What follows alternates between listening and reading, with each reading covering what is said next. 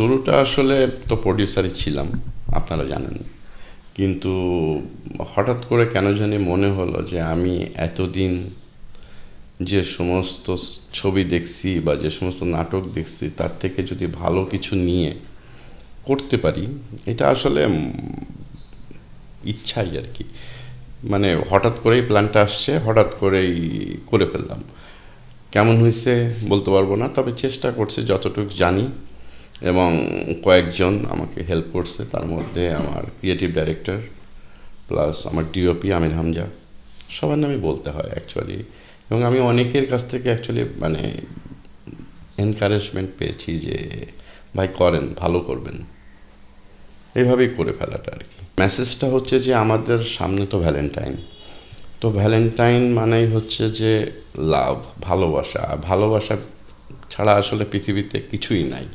আপনি দেখেন যে কোনো কথাই আপনি বলেন, কিন্তু সম্পর্ক, একটা স্বামী স্ত্রীর সম্পর্ক, প্রেমিক প্রেমিকার সম্পর্ক, মা বাবার সম্পর্ক, মায়ের সাথে ছেলের সম্পর্ক, বা বাবার সাথে মেয়ের সম্পর্ক, সব কিছুই কিন্তু ভালোবাসা। সেই ভালোবাসা দিবস উপলক্ষে যখন নাটকটার স্ক্রিপ্ট আমার হাতে আসছিল, সমুদ্র নীলা,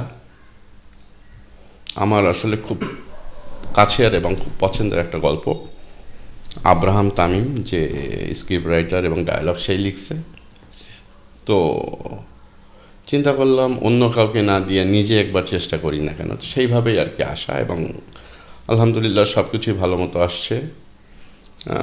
আমার হিরো সোহেল মণ্ডল এবং আমার নায়িকা হচ্ছে গিয়ে তানিয়া ইসলাম, দুজনে খুবই ভালো করছে। আমি ক্যামেরাতে যতটুকু দেখছি আমার মনে হয়েছে যে তারা যথেষ্ট ভালো করছে, এবং আলহামদুলিল্লাহ ভালো হবে আশা করি।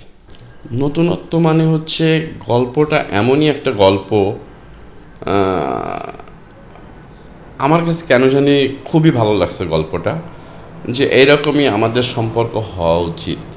এবং at the end of the day আমরা যখন মানে কিছু করি, তখন আমাদের ফ্যামিলি নিয়ে অনেক চিন্তা ভাবনা করতে হয়। যেমন আমরা চাইলেই অনেক কিছু করতে পারি না।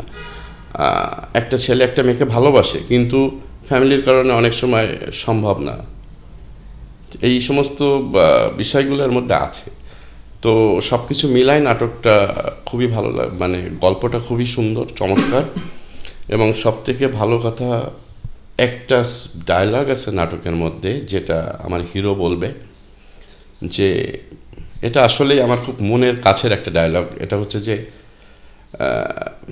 কোনো একটি মানুষকে নিজের করে পেতে হলে সহস্র বছর লেগে যায়, আবার কখনো একটা মুহূর্তই যথেষ্ট।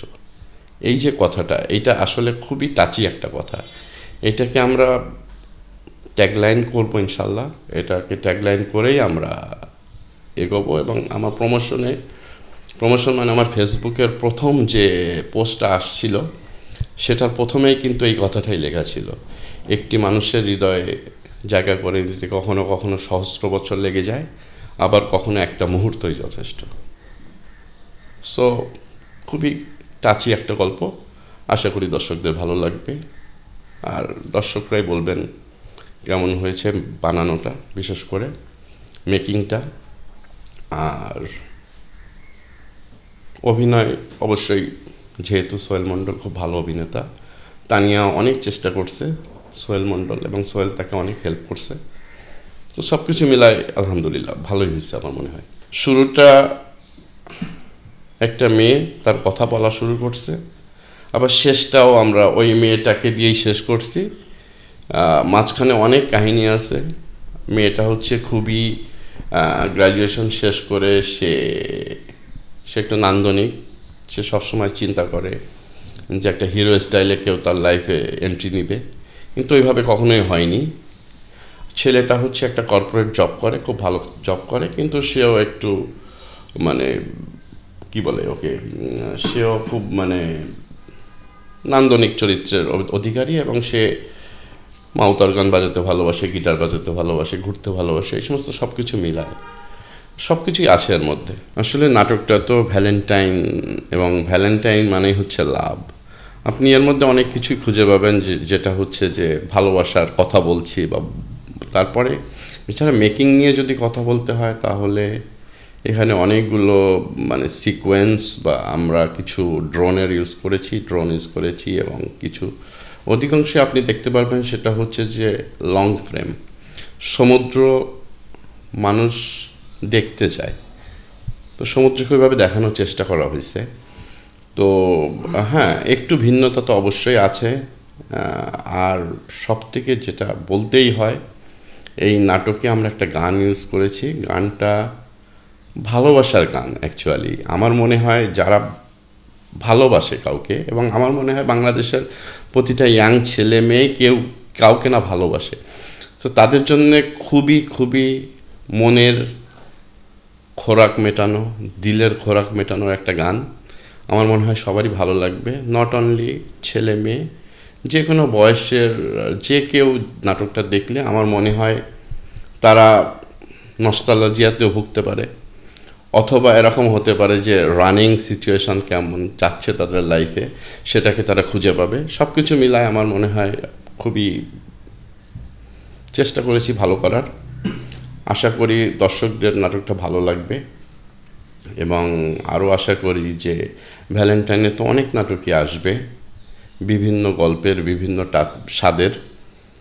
আমাদের বারফি চ্যানেল থেকে যে আমরা যেটা প্রডিউস করলাম আমার মনে হয় দর্শকদের কাছে যাবে, এবং আশা করি এই ভ্যালেন্টাইনে যতগুলো নাটক আসবে বা আসার কথা আছে তাদের মধ্যে আমাদেরটা খুব একটা খারাপ হবে না।